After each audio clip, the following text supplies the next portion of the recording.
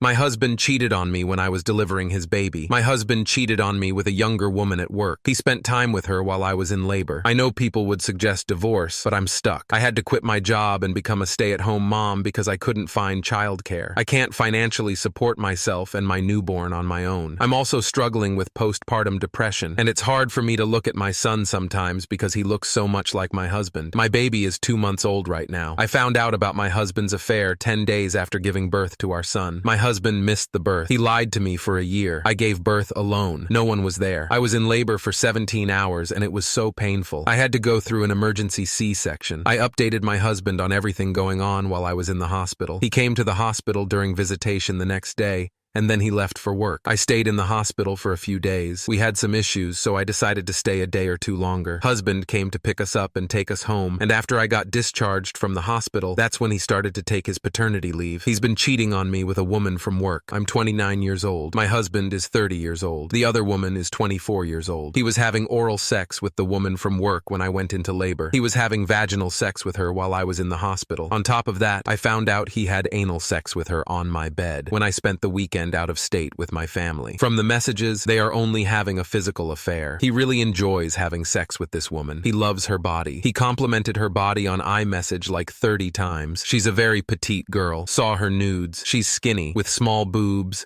a flat stomach, shapely hips, full butt. My husband talks about how unattractive he finds me ever since the pregnancy, due to my size, my symptoms, and my personality change. He has it bothers him that I don't shut up about the baby, that I'm boring, and I don't have a life outside of being a wife and mom. I'm not sexy anymore. I know comments about divorce are coming up. I just wanted to vent. The advice is just useless because we don't have any childcare. I had to quit my job and become a SAM due to the unavailability of daycare. I can't live off child support and alimony. The amount of money I would receive is not feasible. Rent where we live is very expensive. It's not realistic for me to simply leave when I wouldn't be able to financially support myself and a newborn and work when there is no childcare. We are currently waitlisted in several daycares. I'm staying because I need to survive for myself, and this is the best decision for our family until we get a call back from a daycare. My son is so small too.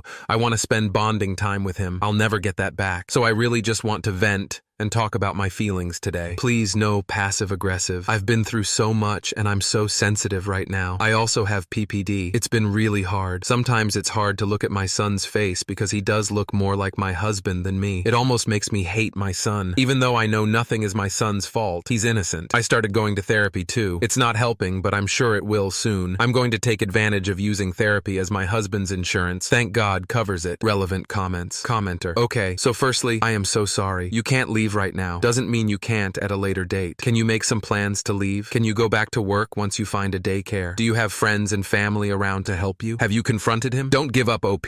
You can get out of this. OP, yes, the first plan is daycare. Once we set daycare and I have an established job where I would be able to support myself and my baby, this is going to be a long process. I have my mom, but she wouldn't be able to help. She's not retired and struggles herself. I have friends, but they have their own lives and families. I couldn't bum off them. I do talk to them and confide in my friends, though. Yes, I did confront him. He told me he's not sorry. The affair started when we got into a huge argument before I found out about my pregnancy. It was about finances. After that, he's been cold and aloof. He would still have sex with me while I was pregnant, but said it wasn't enjoyable because my lady parts are looking different. He said in darker down there, and it just looks off talking about the shape and color. He got annoyed when I was in my 3rd trimester and I started getting more moody and uncomfortable. He said I reminded him of his grandmother. He said he loves his son, but he doesn't love me anymore. He said that he only married me to secure a sexual partner. I know that's not true. He said that to hurt me. But then he said now that he's older and can expand his age range and find a better woman, he doesn't need to settle for me. He said now he has more options than he did when he was in his early 20s when he first met me. He said he will stay married for me for the sake of our newborn, and he said he refuses to give me another child because I was a stick in the mud instantly after that pregnancy slip turned into 2 lines. He said he's one and done and not to come begging him for a second baby because I did say upon marriage I wanted at least 3 kids. I still do, but I don't anymore with him. He doesn't even help out. He took paternity leave just for an extra vacation. He has helped out with the baby only when I asked. Other than that, he's been treating his paternity leave as a vacation, watching TV and hanging out with friends, which I know is code word for fucking the young whore commenter. He doesn't love his son then. You can't love your child if you can't even be asked to pitch in and help. He sounds like an absolute waste of space, and I'm sorry that you're having to go through this. Really hoping you find a way out of this life. ASAP. Story 2. AITA for revoking my dad's invitation because he said he won't attend if his wife can't come. I, 20M, am getting married in 9 weeks. I sent out invitations 2 weeks ago. To sum it all up, all of my family members are set to attend, except for my father. He's upset that I only invited him and excluded his wife. I don't like his wife, and they both know that. I always felt that he remarried too quickly after my mom died, so I never really grew to like his wife. I have no relationship with her. I was a bit surprised that my dad even asked for her to come, but I was told that she was hurt as well as my father. I told him that I excluded her because the people I invited were the people I actually wanted there. She would honestly just make me sad, and I don't really want to deal with that or her. My dad didn't really like my reasoning, and after a few days, he sent me a text that basically said, if his wife couldn't come, he wouldn't be attending either. When he said that, I got sad, but then I got over it. I sent him a text that said, "That's fine. You do you," copied and pasted. He didn't like that, and we ended up going back and forth, so I ended up revoking the invitation entirely. This also didn't sit well with him, and he ended up telling other family members about it. All of them have been staying out of it, for the most part, except for my aunt and my 2 brothers. They want me to re-invite my dad, and I told them no. It's not just them, but they are the ones going at it pretty hard. My dad still says that he wants his wife to come, which is fine since neither of them are coming. I didn't appreciate him trying to argue with me about who I can and can't invite, so now he can sit at home when I get married. My family is kinda all over the place, and I'm being told I'm hurting my dad's feelings. I feel like he did that by himself. It's not like I'm excluding her over Thanksgiving or Christmas. It's my wedding. My wedding is literally a week after Thanksgiving anyway. I could see her then or whatever. I don't understand why anyone thinks I am in the wrong, and I don't see why my dad thinks I'll even consider inviting him again when he keeps insisting his wife should attend with him. I do not need him at my wedding. I wanted him there, but I do not need him there, and I feel like he should understand that. Relevant comments. Commenter: how quickly after your mom died did he marry her? And how long have they been married? OP: 10 months. My mom died in April of 2021. He married his new wife in February of 2022. Commenter: I have seen this often. The reality is that some men can't be alone. As you were 17, 18 at the time, his quick remarriage directly impacted you, and your feelings should have been considered. He poisoned any chance of you accepting his wife and their marriage by going about it the way he did. Commenter: even if OP were 30 at the time, it would impact him. He'd still be left with a bunch of anxious questions. Did dad ever love mom? Does he see her as easily replaceable? Was he cheating on mom with this new woman? The fact that he was a teen at the time makes it harder, but there's no age where you would be right to tell OP it doesn't affect you. Story 3. AITA for not letting an acquaintance meet a famous friend of mine, especially because they didn't believe I was knew them. A friend from when I was younger is famous and living in Hollywood. I live about 1.5 hours away. A while ago, someone in my friend group tried to call me out when I had causally mentioned that I knew this famous person. They refused me to believe me and kept asking for proof. I refused to give it them because I didn't think I owed someone that, especially someone I don't know all that well. I am going to be seeing my friend this weekend. The acquaintance asked to meet the person. They are a fan. I declined. The acquaintance now claims they pretty much believe me and want to meet my friend. I told them absolutely not because they didn't believe I was friends with them,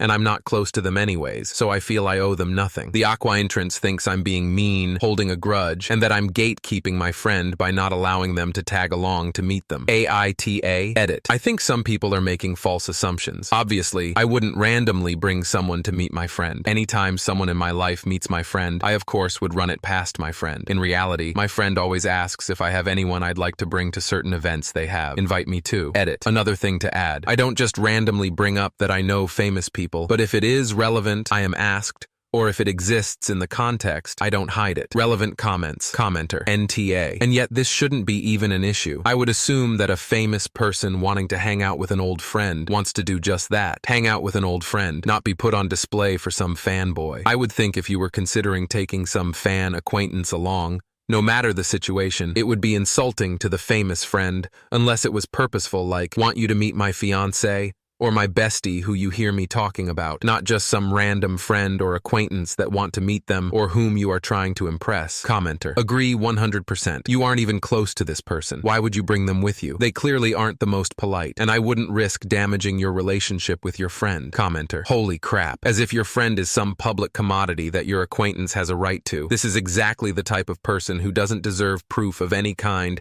and whom you should be protecting your famous friend from. NTA. And I'd be disassociating from said acquaintance. Story 4. AITA for telling my husband that I think his brother and wife are bad parents for trying to make us watch his kid 24/7 when we visit. Whenever I'm visiting the in-laws, 3 to 4 times per year, we stay at my brother-in-law's house because they have an extra bedroom and also insist we stay with them. My brother-in-law and his wife expect near 24/7 babysitting because I'm not working during these trips. They leave my niece with me and start asking and telling me to do things like, can I feed her? Why doesn't she read a book with me? And not to let her watch TV. They basically just disappear into their own worlds the whole day. One goes to work and the other works at home. I don't mind helping out for a few hours here and there, but being expected to just watch her the whole day during the whole vacation, if I don't have plans outside of the house, seems excessive to me, and I find myself growing very resentful. I honestly don't understand what they do when I'm not around, as they don't have a babysitter normally. Whenever I express that I'm tired or try to get away for some rest, they end up commenting later on in a joking way how me and my husband should reconsider having kids in the future since we get tired so easily, or that we should watch my niece for a longer period of time, i.e. weeks, before seriously considering a child. These comments rub me the wrong way and seem so inappropriate to me because obviously having a child is a lot of work. But just because I don't want to watch their child 24/7 doesn't mean they can say such rude things to me. I've complained to my husband a few times, but he seems to think that this is all normal and that this level of expectation for babysitting is also totally normal and part of the culture. They are South Asian. However, I'm not really sure if this is the case because they tried to have their other sibling, sister, who lives in the same city, agree to scheduling babysitting their kid 1 to 2 weekends every month, and they obviously refused, leading to a small fight. Recently, I got so annoyed at their behavior over the past few trips, especially leaving their child with me and my husband, when we have been feeling unwell and sick, that I told my husband that I don't like his brother and think that him and his wife are extremely self-centered and demanding people who are bad parents because they are always trying to pawn their kid off on other people. This obviously started a big fight as my husband feels close to his brother. Am I the asshole? Relevant comments. Commenter. Next time you visit, you get a hotel room. On the side, him clueless, and leave him with their kids right after they leave. Say you're going to get chicken nuggets or some bullshit, then call and tell him you will see him mañana. If he flips out, just tell him what he tells you. It'll never happen again. If you flew in, fly right out if he starts up. Probably should record him flipping out if it leads to divorce. Good ammo. Best of luck. Commenter. NTA. Of course they insist you stay with them because they get to force you to be their full-time babysitter for the duration of your vacation. They are taking advantage of you, and moving forward, I would just refuse to stay with them. As for the argument with your husband, I would just tell him that they don't even have enough respect to ask if you can watch their child. They just pawn her off on you and leave, and it's not right. Maybe that's normal in their family, but it's not for you, and you're not comfortable with it. Thank you so much for watching until the end. If you enjoyed our videos, please don't forget to like, share, and subscribe to stay updated with our latest ones. Have a great day.